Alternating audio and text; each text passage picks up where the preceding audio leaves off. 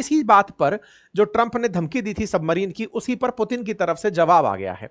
जवाब आया पुतिन की तरफ से बोलने वाले स्पोक पर्सन के द्वारा, और स्पोक पर्सन ने अपनी तरफ से जानकारी देते हुए कहा कि देखिए, क्रेमलिन के स्पोक पर्सन थे दिमित्री पेस्कोव, उन्होंने अपनी तरफ से जवाब देते हुए कहा कि हम इस तरह की न्यूक्लियर गीदड़ भभकियों को किनारा करते हैं। ये कोई बयानबाजी का कोई मतलब नहीं है। दुनिया ये सतर्क जान ले कि रेटोरिक इस तरह का बयानबाजी का अगर बनाया जाए, किस बात का, कि हाँ आपके पास हम न्यूक्लियर सबमरीन भेज देंगे तो हम डर जाएंगे, दुनिया में कोई नहीं बचेगा अगर हम भी इस बात पर उतारू हो गए। सीधा सीधा उन्होंने ट्रंप को इस तरह से इग्नोर कर दिया कि तुम्हारी इस बात का कोई मीनिंग नहीं है कि तुम रूस के पास में न्यूक्लियर सबमरीन भेज दिए हो। मतलब दुनिया को पता है कि हम क्या हैं, तुम क्या हो, वो वाली बात है कि तुम ये केवल बयानबाजी करके दुनिया का ध्यान मत बांटो। रशिया ने साफ साफ तरीके से अमेरिका को जब जवाब दिया तो ये जवाब अमेरिका को बहुत बुरा लगा, और इतना बुरा लगा कि अमेरिका के अखबारों की हेडलाइन बना कि ट्रंप को गांठा ही नहीं रूस ने, और इस तरह से इग्नोर कर दिया कि हाँ हाँ ठीक है, आप जो कह रहे थे। ट्रंप से पूछा गया, वो दिमित्री पेस्कोव से पूछा गया कि मेदवेदेव के बयान पर आप क्या कहेंगे, जिस पर ट्रंप भड़के हुए हैं। तो रूस ने कहा कि देखिए, सबको पता होना चाहिए कि रूस का राष्ट्रपति पुतिन है, विदेश नीति पुतिन के अनुसार तय होती है, और आपको मेदवेदेव की बात बुरी लग रही है तो यह आपका हेडेक है, हमारा नहीं। तो आप लोग कैसे लेते हैं तो ये तो अमेरिका वाले जाने, हमें ना जानना पड़े। इस बात को उन्होंने इस तरह से किनारा कर दिया। कुल मिलाकर के हेडलाइन बनी, there can be no winner in a nuclear war. Kremlin ने अपनी तरफ से स्पष्ट कर दिया। Russia urge caution amid Trump's nuclear submarine comment, कहा कि देखिए सचेत रहिए और इस तरह की जो बातें हैं ना, बकवासबाजी में ना रहें तो बेहतर है। हम लोग खुद नॉन प्रोलिफरेशन पर बिलीव करते हैं कि न्यूक्लियर चीजें ना प्रसारित हो। We are very careful with any statement related to nuclear problem. ये पेस्कोव ने साथ साथ कहा कि हम लोग पूरी तरह से इस बात को ध्यान में रख करके, ये वैसी बात है जैसे एनी टाइम पाकिस्तान भारत को कहता रहता है हम न्यूक्लियर कैपेबल स्टेट हैं, हम ये कर देंगे वो कर देंगे, तो भारत क्या कहता है कि बेटा हमने चूड़ियां थोड़ी पहन रखी हैं, या फिर हमारे परमाणु बम दिखाने के लिए थोड़ी हैं, वो भी कभी ना कभी तो यूज आएंगे। बिल्कुल वैसे ही रूस ने जिम्मेदारी पूर्वक अमेरिका को यह मैसेज दे दिया। अच्छा साहब, यही न्यूज अब बड़ी न्यूज बनकर आती है कि Kremlin teases more drag out talk claim Putin. लेकिन एक और खबर यहां निकलती है, और वो खबर यह है कि पुतिन तैयार हो गए हैं जेलेंस्की से वार्ता करने के लिए। हालांकि इस खबर की कोई सत्यता प्रमाणित नहीं होती, लेकिन असल में ये जेलेंस्की की कहानी क्या है मैं आपको वो बता देता हूं। आप सभी को यह ध्यान होगा कि यूक्रेन ने लगातार ट्रंप को, जब से ट्रंप को यूक्रेन ने अपना 50% स्टॉक बेच दिया कि आप हमारे यहां से मिनरल्स निकाल लो, तो जेलेंस्की ट्रंप को बार बार खौंचे जा रहे हैं कि सर आपने पैसा तो ले लिया हमसे, हमारे संसाधन ले लिए, अब युद्ध तो रुकवाओ, हम हर दिन मर रहे हैं, इसका क्या सॉल्यूशन है। तो ट्रंप ने पिछले महीने जुलाई के अराउंड 50 दिन का एक टाइम लिया था कि मैं 50 दिन के अंदर ये सब कुछ रुकवा दूंगा। 50 दिन का टाइम फिर से इसने कहा, जेलेंस्की ने कहा सर 50 दिन में तो ये आदमी छेद देगा, हमें फिर से मार रहा है और खूब सारे हमारे ऊपर गोले फेंक रहा है। तो ऐसे में फिर स्कॉटलैंड की यात्रा पर ट्रंप ने कहा कि मैं 10 से 12 दिन के अंदर ये सारे मामले को रुकवा दूंगा। असल में वो जो 12 दिन का टाइम है ना, वो 8 अगस्त को पूरा हो रहा है। 8 अगस्त को पूरा हो रहा है ट्रंप का कमिटमेंट। 7 अगस्त को भारत पर 25% टैरिफ लग रहा है। 8 अगस्त को ट्रंप की रूस को दी गई धमकी पूरी हो रही है कि उसके बाद फिर मैं देख लूंगा कि क्या करूंगा। सबको यह समझ में आने लग रहा है कि इसकी धमकी का मायना क्या है। मायना सिंपल है कि अगर मान लीजिए रूस नहीं मानता है तो भारत के ऊपर और सैंक्शन लाद दो। कितने सैंक्शन लाद दो? हो सकता है कि अभी 25% का टैरिफ है, भारतीय तेल कंपनियों को बैन कर दिया जाए। भारत के अंदर जो कंपनियां काम कर रही हैं वो हो सकता है अमेरिका में काम ना कर पाए। दूसरा, भारत के ऊपर और ज्यादा टैरिफ बढ़ा दिए जाएं। जितना भारत प्रेशर में जाएगा, भारत रूस से कहेगा कि भाई साहब आप ऐसा मत करो, हम आपसे तेल नहीं खरीद पाएंगे। जब भारत उसको कहेगा, वो स्वतः ही दबने को तैयार हो जाएगा। तो एक तरीके से ये इनडायरेक्टली हमें पीसने का प्रयास कर रहा है कि भाई हम दोनों की मान मनोबल में तो मान नहीं रही है बात, लेकिन भारत को मना लिया जाए।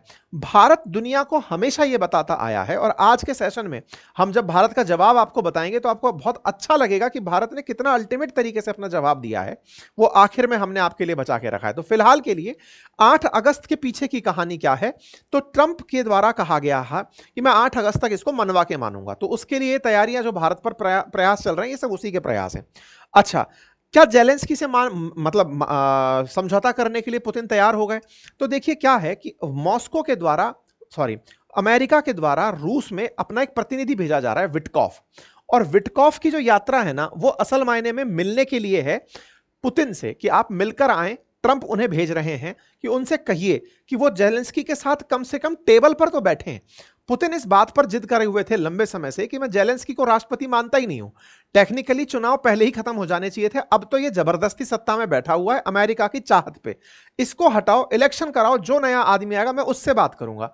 न्यूज ये कही जा रही है कि पुतिन तैयार हो गए हैं जेलेंस्की से वार्ता करने के लिए। हालांकि इस बात की सत्यता क्रेमलिन ने अभी तक पुष्टि नहीं की है, मार्केट में मीडिया में यह खबर चल रही है।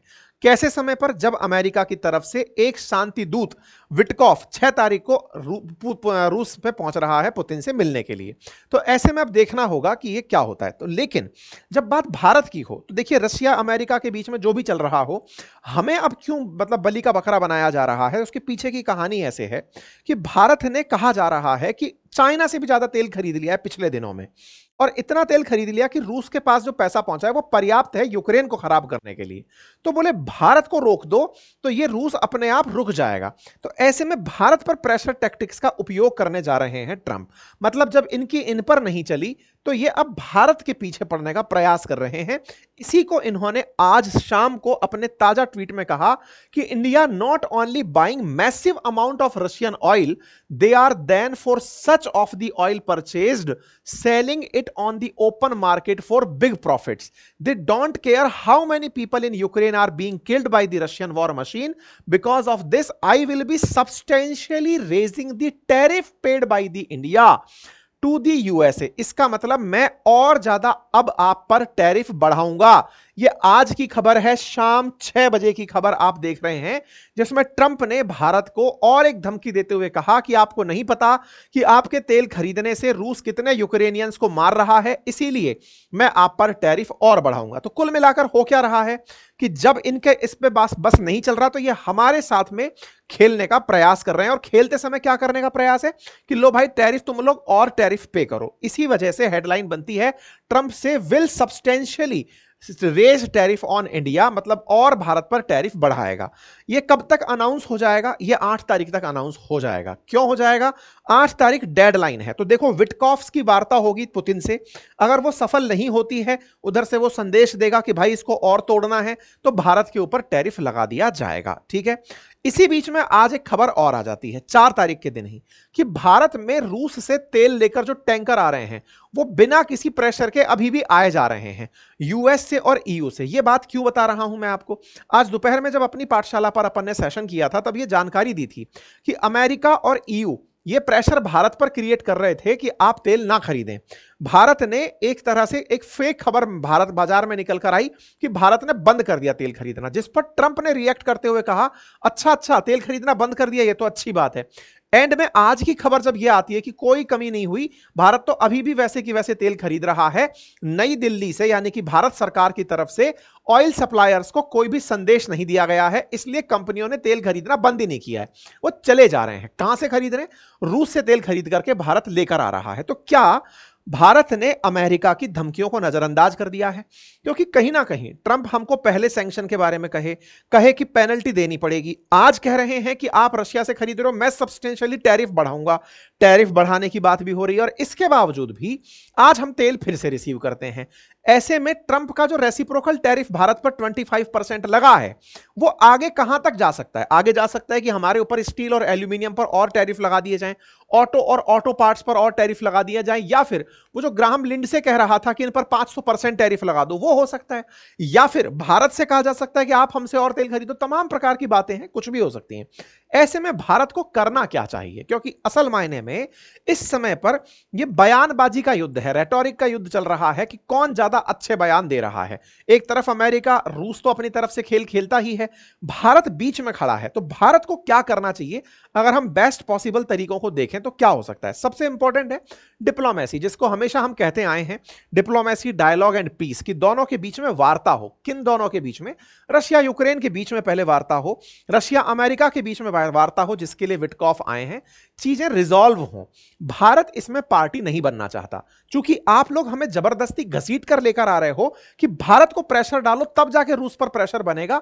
इस चीज को भारत कहीं ना कहीं पुतिन को भी समझाएगा, क्योंकि भारत की तरफ से एनएसए डोभाल साहब और जयशंकर साहब रूस की यात्रा पर जा रहे हैं। अगर ये दोनों लोग वहां जाकर समझाते हैं कि भाई आप अपनी बातें रखो, हमें बीच का मतलब वो मत बनाओ ना यार, हमें क्यों अटका रहे हो कि तुम पर प्रेशर डालेंगे तो पुतिन झुकेगा। ऐसे में भारत अमेरिका के साथ भी यही तरीका अपनाए, सेम उसी तरह से जैसे चीन ने किया था। जब चीन पर सैंक्शन लादे थे चाइना अमेरिका ने थोड़े दिन पहले कि तुम्हारे ऊपर ये टैरिफ लाद देंगे, 146% तक लेकर चला गया था। चीन चुपचाप दब के रहा, उसने कहा कोई दिक्कत नहीं है, हम समय आने पर जवाब देंगे, और उसने चीजों को कंट्रोल करके अमेरिका को मनाने पर मजबूर कर दिया। ठीक है, और क्या किया जा सकता है? देखिए बहुत सारी इंपॉर्टेंट चीजों में भारत की जो डिप्लोमेसी है ना, वो बहुत बड़ा रोल प्ले कर सकती है। किस तरह से भारत वर्ल्ड के मंच पर यह बात समझाए कि हमारा तेल खरीदना केवल हमारी जरूरत नहीं, दुनिया की जरूरत है। अब दुनिया की जरूरत है, यह बात मैं आपको बताऊंगा अभी थोड़ी देर में, जब भारत ने अपना पूरा लेटर जारी करते हुए एक लाइन कही कि दुनिया वालों, केवल हम अपने लिए तेल नहीं खरीद रहे हैं, हम आपके लिए तेल खरीद रहे हैं। वो कैसे? बोले यूरोप ने झगड़ा कर लिया रूस के साथ, यूरोप झगड़ा करके बैठ गया। अब यूरोप को तेल की जरूरत थी, इस वजह से वो हमसे तेल खरीदता रहा, हमसे खरीदता रहा। और यूरोप ने दुनिया के जो अन्य साधन थे, पहले वो रूस से तेल खरीदता था, फिर वो उन ओपेक कंट्रीज से तेल खरीदने लगा जिनसे भारत खरीदता था। तो उन तेल का सप्लाई जो है वो भारत ना होकर यूरोप होने लगा। विशेष रूप से जो गल्फ नेशंस हैं, उनका तेल जो है वो निकल करके यूरोप में बिकने लगा। तो ऐसे में दुनिया में जो हमारा सप्लायर था, उसको तो तुम लोग लेकर चले गए। ऐसे में भारत को अगर तेल की जरूरत थी, जो ओवरऑल सप्लाई बाधित हुई थी, जो रूस से तेल और गैस आ रहा था, उसको ही तो हमने, तुम लोग वहां से नहीं लेते थे, हमने रूस से लेना शुरू कर दिया, जिसको अमेरिका ने खुद अप्रिशिएट किया था। पिछले कार्यकाल में इस बात का एप्रिसिएशन ही यह हुआ था कि भारत ने सूझबूझ दिखाते हुए दुनिया में तेल की कीमतें नहीं बढ़ने दी। जहां भारत जिनसे खरीदता था उनसे वेस्टर्न वर्ल्ड खरीदने लग गए, और वेस्टर्न वर्ल्ड जिस रूस से खरीदता था उससे हम खरीदने लग गए। तो ओवरऑल चीजें मैनेज रह गई। अमेरिका और वेस्टर्न वर्ल्ड को दिखाना था कि रूस पे हमने सैंक्शन लगाए, वो भी विजेता रह गए, और हम भी, हमारे यहां पर तेल महंगा नहीं हुआ, हमने दुनिया को तेल की कीमतों से बचा लिया। तीसरा पॉइंट जो भारत को करना चाहिए, और वो ये है, इन तमाम ऑड सिचुएशंस में, क्योंकि हमेशा ये देखा जाता है कि कौन ज्यादा कमजोर है जिसे दबाया जा सकता है, तो हो सकता है भारत को, इसलिए क्योंकि भारत की जरूरतें ज्यादा हैं। 85% हम तेल इंपोर्ट करते हैं, और एक्सपोर्ट का मेजर पोर्शन जो सबसे ज्यादा है वो अमेरिका के साथ है, उससे हम बेनिफिट कमाते हैं। दोनों के साथ हमारे स्वार्थ जुड़े हैं। इसके बावजूद भी हमें तैयार रहना चाहिए, तैयार रहना चाहिए इस स्तर पर कि हम अपने हिसाब से चीजों को कर सकें। अब उस तैयारी में हमें चाहे अपने युवाओं को, हमें नौजवानों को, हमारे किसानों को, हमारे श्रमिकों को, तमाम प्रकार के जो लोग हैं, उन सभी को इस बात के लिए कन्विंस करना चाहिए कि अल्टीमेटली एक दिन, जैसे चीन एक दिन मजबूती के साथ ऊपर उठकर आया, हम लोग भी अगर अपने काम को मजबूती से करते चलें तो एक दिन हम भी बड़े देश बनकर आएंगे। आवश्यकता है देश के अंदर भी सत्ता पक्ष और विपक्ष मिलकर के इस काम को आगे बढ़े।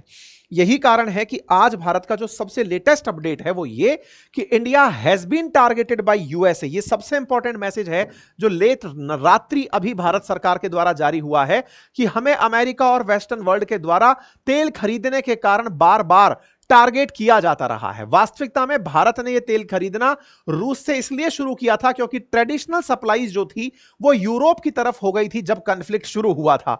अमेरिका ने इस चीज को कई बार एनकरेज किया और कहा कि भारत ने दुनिया में तेल की स्थिरता को बरकरार रखा है। भारत इंपोर्ट करता है और यह इंश्योर करता है कि हम एनर्जी की कीमतों को मार्केट के अंदर सही तरीके से रखें। हमको कई बार मतलब इस बात के लिए क्रिटिसाइज किया गया उन लोगों के द्वारा जो खुद रूस के साथ व्यापार करते हैं, हमारी तरह नहीं जो हम अपनी जरूरत के लिए व्यापार कर रहे हों। यूरोपियन यूनियन ने 2024 में अपने द्विपक्षीय व्यापार में 67.5 बिलियन यूरो का व्यापार किया रूस के साथ में 2024 में। साथ ही साथ में हमारे 17.2 बिलियन यूरो का इन्होंने 2023 में व्यापार किया। इतना ही नहीं, इस तरह से इन लोगों ने व्यापार करते हुए अपने पुराने रिकॉर्ड भी तोड़ दिए। यूरोप और रूस लगातार एनर्जी सेक्टर ही नहीं अपितु fertiliser, mining product, chemical, iron, steel, इन सभी क्षेत्रों के अंदर व्यापार करते रहे। जहां तक बात हो अमेरिका की, इंटरेस्टिंग बात यह है कि भारत ने एक पब्लिक मैसेज डालते हुए, मिनिस्ट्री ऑफ एक्सटर्नल अफेयर की तरफ से मैसेज डालते हुए अमेरिका को आईना दिखाते हुए कहा है कि जहां तक बात हो अमेरिका की, अमेरिका ने खुद रूस से यूरेनियम हेक्साफ्लोराइड अपनी न्यूक्लियर इंडस्ट्री के लिए मंगाया, पैलेडियम मंगाया अपनी ईवी इंडस्ट्री के लिए, फर्टिलाइजर्स मंगाए अपने केमिकल्स के साथ। बोले खुद अमेरिका रूस के साथ व्यापार कर रहा है, हमें क्या शीशा दिखाता है। ऐसे में इस बैकग्राउंड के साथ टारगेट करना भारत को यह एक तरह से अन्यायपूर्ण है, अनजस्टिफाइड है और कोई तार्किकता नहीं रखता है। लाइक एनी मेजर इकोनॉमी, किसी बड़ी अर्थव्यवस्था की तरह India will take all necessary measures to safeguard its national interest and economic security. हर बड़ी अर्थव्यवस्था की तरह हम भी अपने हितों की रक्षा करेंगे और अपनी तरह से राष्ट्रीय उद्देश्यों की पूर्ति करेंगे। यह संदेश भारत का एक बहुत ही निर्णायक संदेश है। भारत ने अभी तक अपनी बातों में ऑफिशियली इस तरह के पत्र जारी करके अमेरिका को आज तक टारगेट नहीं किया था, लेकिन आज टारगेट करते हुए कह दिया है कि अमेरिका वालों तुम खुद रशिया से सामान मंगाते रहे हो, यूरोप वालों तुम खुद रशिया से सामान मंगाते रहे हो। हमने तेल केवल तब मंगाया जब तुमने हमारे सप्लायर्स का तेल खुद ने मंगाना शुरू कर दिया था, क्योंकि तुम झगड़ा करके रशिया के साथ बैठ गए थे। केवल इन्हीं परिस्थितियों में हमने ये सब किया। तो ऐसे में भारत का यह संदेश एकदम कड़क है, स्पष्ट करता है कि दुनिया वालों तुम्हारी नजर में भले ही हम पिस रहे हो, लेकिन हम अपने राष्ट्रीय हितों की पूर्ति अवश्य करेंगे। फिलहाल के लिए इतना ही। जानकारी पसंद आई हो तो साथियों से अवश्य साझा